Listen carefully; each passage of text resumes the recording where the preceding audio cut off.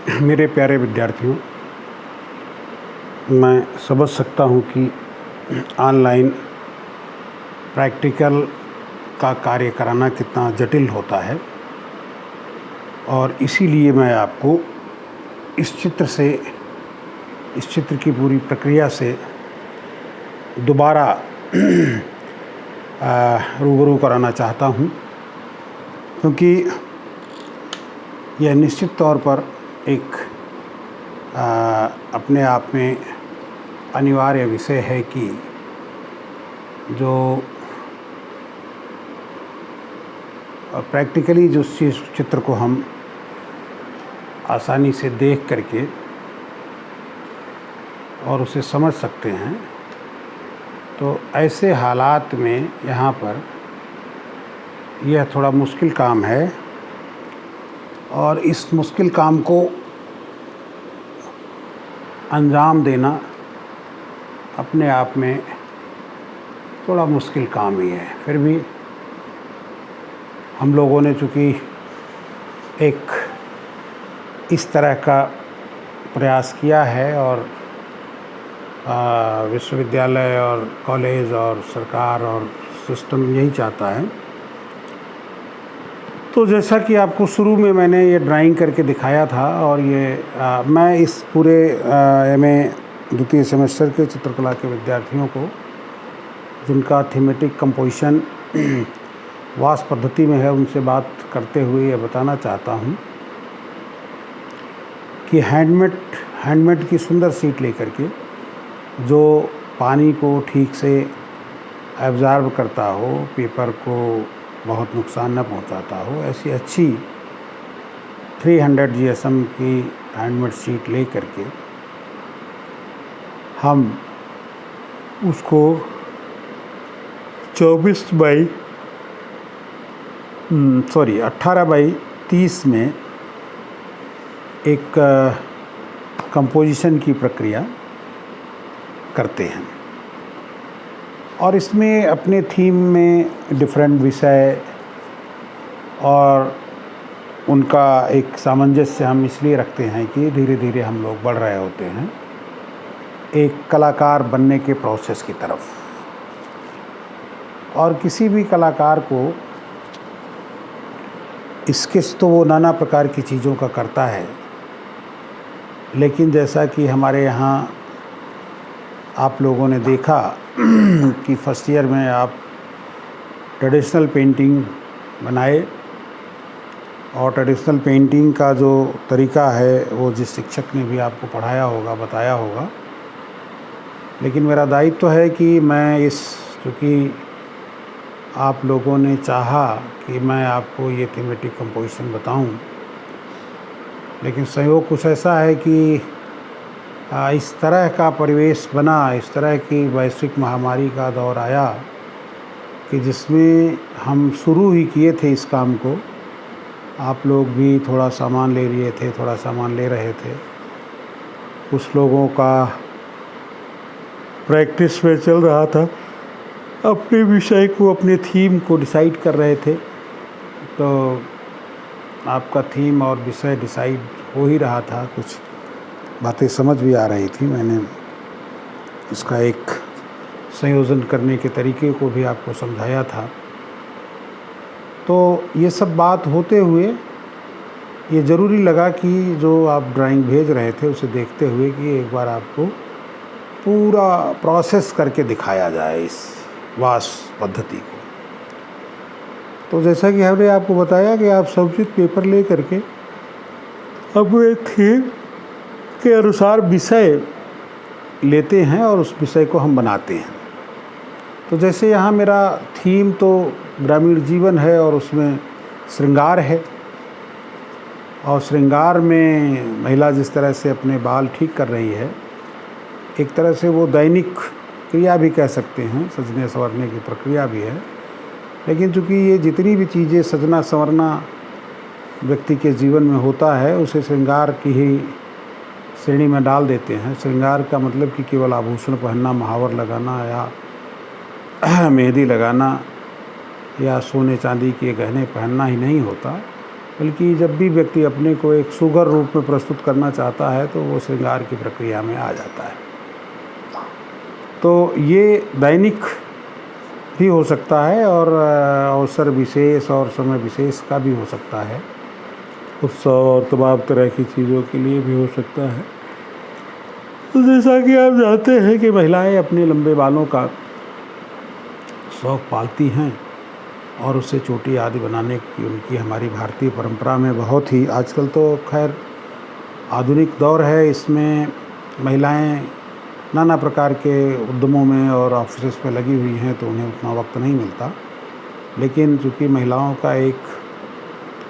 भारतीय, खास करके भारतीय जो चित्रकला पद्धति है उसमें बालों का, आँखों का, नाक का, कान का बहुत ही सुघर रूप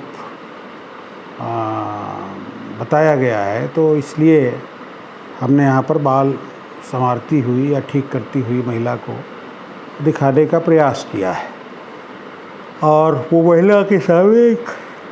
दर्पण है, जिस दर्पण में उसकी छवि दिखाई दे रही है। कई बार क्या होता है कि जो छवि बनती है वो हमें जो मूलतः उसमें होता है वो कुछ अलग देख रहा होता है, सम्मुख दर्पण के जिस परिस्थिति में हम होते हैं उस तरह से दिखाई देता है। तो हमने इसमें दर्पण का वो स्वरूप दिखाया है कि जिसमें महिला का मुंह सम्मुख दिखाई दे रहा है और वो बाल ठीक करते हुए भी कुछ चमकते हुए कुछ इस तरह से दिखाई देता है। तो जो मुख्य चित्र है वो हमें विशेष रूप से इसमें बना रहा होता है। तो इसको हम बाकायदा ड्राइंग को बढ़िया सा बना करके और अनुपातिक और नाप जोख करके सारे प्रोसेस को ठीक करके, फिर दो तरीका होता है कि या तो हम इसी चित्र को उस पर रिवर्स कर दें कॉपी करके, या फिर एक ऐसी स्थिति का हम भान करें कि ऐसा चेहरा उसका दर्पण में नज़र आ रहा होगा, ऐसा दिख रहा होगा, ऐसा एक रूप बनेगा। तो इसको हम फ्री हैंड भी बना सकते हैं। तो हमने यहाँ फ्री हैंड ही बनाया है, उसे कॉपी वॉपी करने जैसा कोई मामला नहीं है। तो वो बना करके फिर हम इन पर रंग लगाना शुरू करते हैं। तो आपने देखा कि पहले वीडियो में हमने सबसे पहले बालों में रंग लगाया और बालों के रंग को हमने खूब अच्छी तरह से सारे दोनों के लेडीज़ के बालों में लगा दिया। और जो छाया वाला चित्र है उसमें जो बाद में रंग लगाते हैं, जो बचा होता है उसमें थोड़ा हल्का करके भी लगा सकते हैं। तो हमने बाल को 2 बार कलर किया, 2 बार वॉश किया, 2 बार कलर किया। तो फिर जो लास्ट में कलर वॉश के बाद तो अलग तरह से उसकी लाइनिंग वगैरह की जाती है, हम बताएंगे। तो फिर बालों को वॉश करने के उपरांत फिर हम कपड़ों पे आते हैं, उनका रंग लगाया, फिर उन्हें वॉश किया। फिर हमने शरीर का रंग लगाया, उनको वॉश किया। फिर हमने देखा कि हमें बालों में जो डार्कनेस चाहिए वो कम हो गई है, तो एक बार फिर से हमने बालों पे रंग लगाया और उसको फिर से वॉश किया। तो थोड़ा बाल, और जितनी बार भी आप कलर लगा के वॉश करते हैं तो रंग का कुछ न कुछ हिस्सा कागज़ के साथ चिपक जाता है, जैसा कि आप पीछे के वीडियोज़ में देखे हैं। तो वो जो वीडियोज़ हमने बनाए वहाँ, वह सब आपको देख करके पता चलेगा कि हम कैसे रंगते हैं और हर रंग को कैसे हम पानी से धोते हैं। बहते हुए पानी से उसको धो देते हैं। ठहरे हुए पानी में भी धोने से वो दिक्कत होती है, लेकिन हल्का सा बहते हुए पानी या किसी बर्तन के सहारे हम जब धीरे धीरे रंगों के ऊपर पानी गिराते हैं तो जो अतिरिक्त रंग होता है वो निकल जाता है और जितने रंग की ज़रूरत कागज़ को होती है वो अपने में समेट लेता है, सहेज लेता है। तो इस तरह से बार बार रंग करने से एक दूसरे पे रंग का इफ़ेक्ट भी जाता है, कलर्स में भी जो चेंजेस होने होते हैं हो जाते हैं। और अंततः जब सारे रंग लगा के हम संतुष्ट हो जाते हैं कि हमारे रंग लग गए सब जगह, तब फिर हम उन्हीं रंगों में से कुछ रंगों को ले करके, जो हमारे चित्र में एक तरह का एक जिसको कहते हैं कि एक झीना झीना कलर का पर्दा, और इसको हम अगर और तरह से देखना चाहें तो जैसे आप कुहरे में किसी को देखते हैं धुंध में और फिर एकदम से वो आपके क्लियर सामने हो जाता है और चीज़ें पीछे धुंध में हो जाती हैं। तो इसका और अच्छा उदाहरण होता है कि हम इसको बैकग्राउंड में भी कुछ चीज़ें बनाते और दिखाते लेकिन चूँकि ये इनर हिस्से का, घर के अंदर का चित्र है, श्रृंगार रूम का चित्र है, तो वो बहुत ज़्यादा दिखाने की गुंजाइश यहाँ नहीं थी। इसलिए हमें मेन चित्र को खूब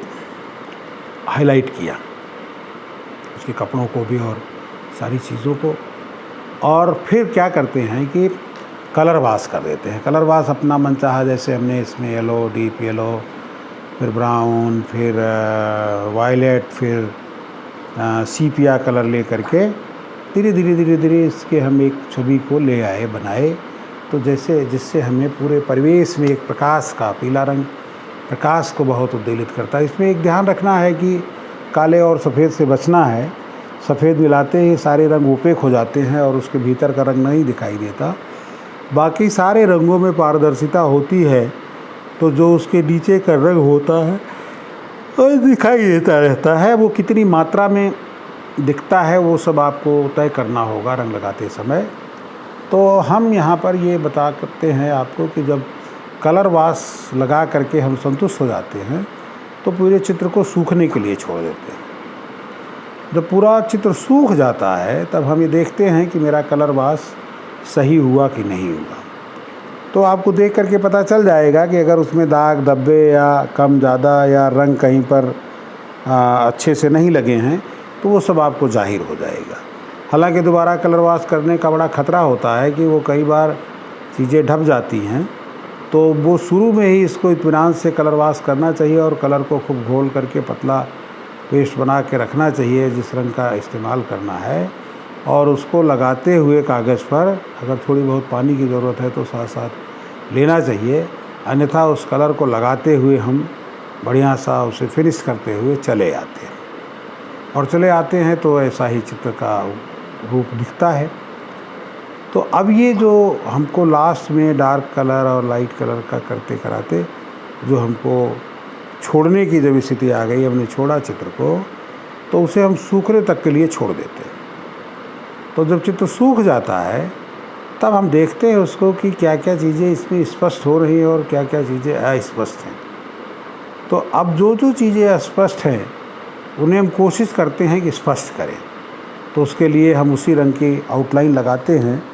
जिस कलर में वह पहले से बना हुआ होता है। आँख, बाल और तमाम इस तरह के जितनी भी चीज़ें उसमें हैं उन सब के रंगों का उसी रूप में इस्तेमाल किया जाता है। और ये इस्तेमाल का जो प्रक्रिया है, जो प्रोसेस है, वह करते करते करते करते हर एक चीज़ को निरूपित करते हुए चूड़ियाँ, बाल, कंगन, बालियाँ, नाक, आँख, कान, हम इसको एक पूर्ण अवस्था में ले आते हैं। और क्या करते हैं कि जो सम्मुख चित्र दिखाई दे रहा होता है, तो चूँकि वो दर्पण में होता है, इतना स्पष्ट नहीं होता है, तो उसको कहीं कहीं तो कुछ बना देते हैं और कहीं कहीं बाकी छोड़ देते हैं कि जो ऐसा लगता है कि इतना ही दिख रहा है, इससे ज़्यादा दिखाई नहीं दे रहा है। तो वो अपने आप में इस समय जो मुख्य चित्र है वो आपका बहुत इम्पॉर्टेंट होता है। और ये आप जैसा कि देख रहे हैं कि इस चित्र में मुख्य चित्र हमारा, मैं सीधा कर रहा हूँ इस प्लेट को, तो आपको ये पूरा दृश्य समझ में आ रहा है कि ये जो पूरा प्रोसेस है, जो पूरी प्रक्रिया है, जो पूरी संरचना प्रक्रिया है, वो किस तरह से हमें हमारे इस चित्र को एक आयाम देती है। और ये चित्र एक ऐसा सुंदर चित्र बन जाता है जो आपको लगता है कि क्या आप ही ने इसको बनाया है। और मैं इस बात के लिए बहुत ही अपने को भाग्यशाली समझता हूँ कि हमारे बहुतायत संख्या में बच्चे इस चीज़ को सीख रहे हैं। अब सीखने के बाद वो निजी आगे उस पर प्रैक्टिस कर रहे हैं कि नहीं कर रहे हैं, लेकिन जब पिछले दिनों रिजर्व बैंक ऑफ इंडिया के कंपटीशन द्वारा डिपार्टमेंट की पेंटिंग खरीदी गई थी रिजर्व बैंक ऑफ इंडिया से, तो वो भी वाश पेंटिंग ही थी। और वो हमारे ब्लॉग पर चूँकि है, हमारे चित्रकला विभाग के ब्लॉग पर,